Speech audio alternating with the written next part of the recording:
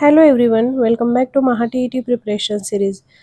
टीईटीच्या पेपरमध्ये गणिताचे काही प्रश्न सातत्याने विचारले जातात। प्रश्न जरी अगदी तेच नसले तरी संख्या बदलून, शब्द बदलून त्याच प्रकारचे प्रश्न विचारले जात असतात। तर अशा काही प्रश्नांविषयीचा आजचा हा व्हिडिओ असणार आहे। तेव्हा सुरुवात करूया। प्रश्न क्रमांक 1, पदावलीचा हा प्रश्न आहे आणि पदावली सोडवण्याचा नियम आपल्याला माहित असेल तर या प्रकारचे प्रश्न अगदी सोप्या पद्धतीने आपण सोडवू शकतो। यामध्ये प्रथम गोल कंस, त्यानंतर महिरपी कंस आणि नंतर चौकटी कंस या क्रमाने पदावली आपल्याला सोडवायची असते। गोल कंसात दिलेली क्रिया प्रथमतः करायची, त्यानंतर महिरपी कंसात आणि नंतर चौकटी कंसात दिलेली। आणि जर कोणताही कंस नसेल तर प्रथमतः गुणाकार किंवा भागाकार यापैकी प्रथम आलेली क्रिया आणि त्यानंतर बेरीज किंवा वजाबाकी यापैकी आलेली क्रिया, या पद्धतीने पदावली सोडवायची असते। हे उदाहरण याच प्रमाणे आपण सोडवलेले आहे आणि त्याचं उत्तर आलेलं आहे 39। पुढचा प्रश्न बघूया। प्रश्न क्रमांक 2 हा देखील पदावलीवर आधारित प्रश्न आहे आणि मागील उदाहरणाप्रमाणेच आपण याला सोडवणार आहोत।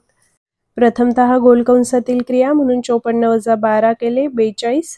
त्यानंतर महिरपी कंसातील क्रिया म्हणून 6 ने भाग दिला आणि त्यानंतर कोणताही कंस उरलेला नाही तेव्हा आपण 49 - 7 × 5 यापैकी 7 × 5 ही गुणाकाराची क्रिया प्रथमतः करणार आणि नंतर वजाबाकीची।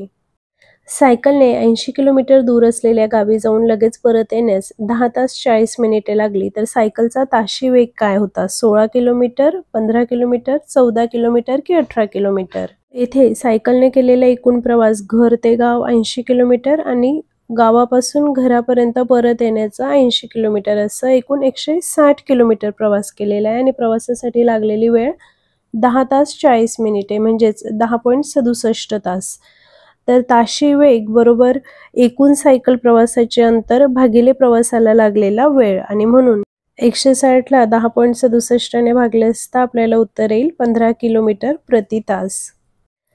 ताशी 45 किलोमीटर वेगाने धावणारी आगगाडी एका खांबास 24 सेकंदात ओलांडून जाते तर त्या आगगाडीची लांबी किती मीटर असेल? 260 मीटर, 300 मीटर, 220 मीटर की 330 मीटर? या उदाहरणात आगगाडीची लांबी ही आगगाडीने खांब ओलांडण्यास लागणाऱ्या कालावधीत कापलेल्या अंतरा इतकी असणार आहे। वेग आपल्याला किलोमीटर मध्ये दिलेला आहे, तो आपण मीटर मध्ये प्रथमतः रूपांतरित करू। 45 किलोमीटर म्हणजेच 45,000 मीटर आणि 1 तास म्हणजे 3600 सेकंद आणि म्हणून 45,000 भागिले 3600 सेकंद बरोबर 12.5 मीटर प्रति सेकंद आणि म्हणून आगगाडीने 24 सेकंदात कापलेले अंतर बरोबर 12.5 × 24 बरोबर 300 मीटर हे आपल्या प्रश्नाचं उत्तर असेल। 50 मीटर लांबी आणि 30 मीटर रुंदी असणाऱ्या आयताकृती बागेच्या बाहेरील सर्व बाजूने 5 मीटर रुंदीचा रस्ता तयार केल्यास रस्त्याच्या जागेचे क्षेत्रफळ किती होईल? प्रथमतः प्रश्न समजून घेऊया। आयताकृती बागेच्या बाहेरील सर्व बाजूने 5 मीटर रुंदीचा रस्ता तयार करायचा आहे। आकृतीत दाखवल्याप्रमाणे जो निळ्या रंगाचा भाग आहे त्याचं क्षेत्रफळ आपल्याला काढायचं आहे। त्यासाठी बाहेरील आयताचे क्षेत्रफळ वजा आतील आयताचे क्षेत्रफळ या पद्धतीने काढले असता आपल्याला रस्त्याचं क्षेत्रफळ मिळेल। प्रथमतः बाहेरील आयताची लांबी काढू। आयताच्या दोन्ही बाजूनी 5-5 मीटर एवढे लांबीमध्ये ॲड होईल म्हणून मग बाहेरील आयताची लांबी जी येईल ती येईल 50 अधिक 10 म्हणजे 60 मीटर आणि त्याचप्रमाणे रुंदी येईल 40 मीटर। आयताच्या क्षेत्रफळाचं सूत्र लांबी गुणिले रुंदी आणि म्हणून 60 × 40 बरोबर 2400 चौरस मीटर एवढं आपल्या बाहेरील आयताचं क्षेत्रफळ येईल। त्याचप्रमाणे आतील आयताचं क्षेत्रफळ 50 × 30 बरोबर 1500 चौरस मीटर आणि आपल्याला केवळ रस्त्याचं क्षेत्रफळ काढायचं आहे। त्याच्यामुळे आपण बाहेरील आयताचं क्षेत्रफळ वजा आतील आयताचे क्षेत्रफळ केलं असतं आपल्याला रस्त्याचे क्षेत्रफळ मिळेल जे की 2400 वजा 1500 बरोबर 900 चौरस मीटर एवढं असेल। 8000 चे घनमूळ किती?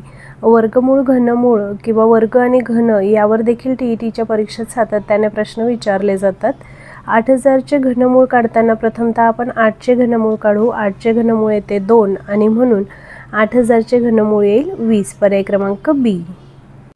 That's it for today. Video आवडला असेल, उपयुक्त वाटला असेल तर नक्कीच लाईक करा, ज्यांना आवश्यकता आहे अशांपर्यंत शेअर करा आणि चॅनलवर नवीन असाल तर कृपया अशाच प्रकारच्या व्हिडिओसाठी चॅनलला सबस्क्राईब करा। थँक्यू।